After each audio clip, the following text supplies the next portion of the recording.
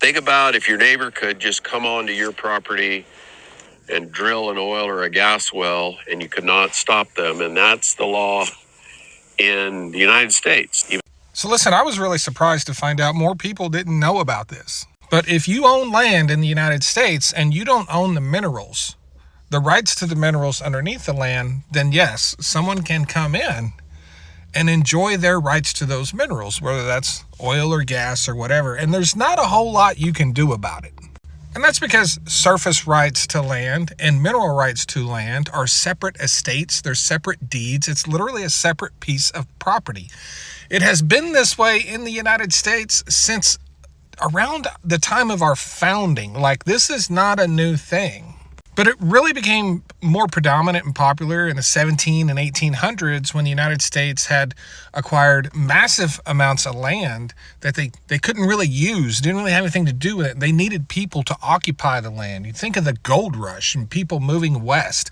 People needed rights, mining rights to land that was owned by the U.S. government. So the U.S. government would sell people rights to the minerals so they could go mine for gold, copper, silver, or whatever. And the United States got to keep the land, but the people needed to have a right to their work, right? So, the United States, it's called a split estate is what it's called.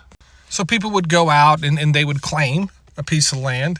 They would have rights to the minerals, and the federal government would be paid a royalty. Without the people doing the work, the government really got no benefit of the land other than they had the land and a bigger, boundary.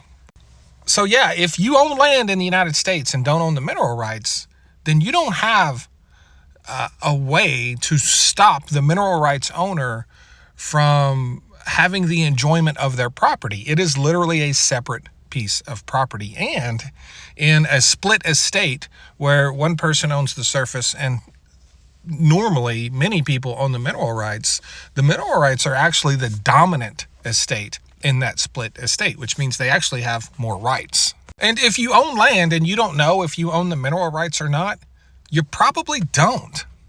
But your purchase contract, when you purchase land, or if you had land that you inherited, it would specifically say if the mineral rights came with the land. And the contract would also specifically say that you are not getting mineral rights.